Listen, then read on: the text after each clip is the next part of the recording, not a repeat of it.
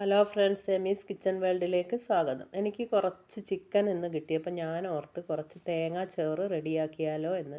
അപ്പം ഞാൻ അതിന് തേങ്ങാച്ചോറ് റെഡിയാക്കി. അതിന് വേണ്ട കറികളെന്ന് വെച്ചാൽ പരിപ്പ് കറി, ചിക്കൻ പൊരിച്ചത്, പപ്പടം, ഇത്രയും സാധനങ്ങളെ ആവശ്യമുള്ളൂ. നമുക്ക് വയറ് നിറച്ചേ കഴിക്കാം. അതിനായിട്ട് കഴുകി ഊറ്റി വെച്ച പൊന്നിയരി ആയാലും കുറുവരി ആയാലും കുഴപ്പമില്ല. കഴുകി ഊറ്റി വെച്ച പൊന്നിയരി, 1 കപ്പ് തേങ്ങാപ്പാൽ, തേങ്ങ ചതച്ചത്, പെരിഞ്ചീരകം, ചെറിയുള്ളി, തേങ്ങ ഇവ ചേർത്ത് നന്നായിട്ട് ചതച്ച്, നന്നായിട്ട് അരയരുത്, ഒന്ന് ചതയാനേ പാടുള്ളൂ. അതിലേക്ക് ആവശ്യമുള്ള ഉലുവ, പെരിഞ്ചീരകപ്പൊടി, പട്ട, ഗ്രാമ്പു, ഏലക്ക, മഞ്ഞൾപ്പൊടി, കറിവേപ്പില, പിന്നെ ആവശ്യത്തിനുള്ള എണ്ണ. ഓയിലായാലും കുഴപ്പമില്ല, വെളിച്ചെണ്ണ ആയാലും കുഴപ്പമില്ല. കുക്കർ ചൂടായി വരുമ്പോൾ എണ്ണ ഒഴിച്ച് പട്ട, ഗ്രാമ്പു, ഏലക്ക, ചെറിയ ഉള്ളി ഇട്ട് നന്നായിട്ട് മൂത്ത് വരുമ്പോൾ നമ്മൾ കഴുകി വെച്ച അരി അതിലോട്ടിട്ട് ഫ്രൈ ചെയ്യണം. ഫ്രൈ ചെയ്ത അരിയിലോട്ട് 1 കപ്പ് അരിക്ക് 3 കപ്പ് തിളച്ച വെള്ളം അതിലോട്ട് ചേർത്ത്, അതിന് ശേഷം നമ്മൾ ചതച്ച് വെച്ച തേങ്ങ ചേർക്കുക.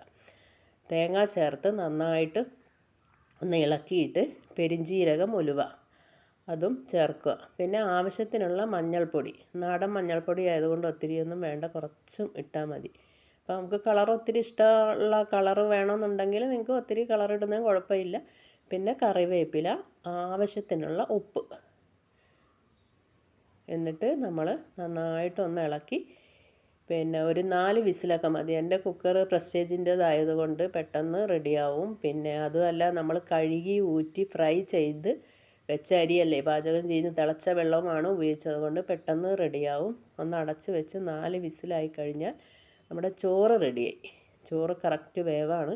ഇനി അതിലോട്ട് നമ്മൾ പിഴിഞ്ഞ് വെച്ച് 1-ാം പാൽ ചേർക്കണം. അവസാനം ചോറ് റെഡിയായതിന് ശേഷമാണ് തേങ്ങാപ്പാൽ ഒഴിക്കേണ്ടത്. കാരണം തേങ്ങയുടെ ഫ്ലേവറാണല്ലോ, തേങ്ങാച്ചോറ് എന്ന് പറഞ്ഞാൽ അതല്ലേ ഏറ്റവും ഹൈലൈറ്റായിട്ട് നിൽക്കേണ്ടത്. അപ്പോൾ നമ്മളത് ചേർത്തതിന് ശേഷം നന്നായിട്ട് ഇളക്കി ഒരു 2 മിനിറ്റ് പിന്നെ സിമ്മിലിട്ടിട്ട് അടച്ച് വെക്കണം. വിസിൽ വരാൻ കാത്തിരിക്കുക, 2 മിനിറ്റ് മാത്രം.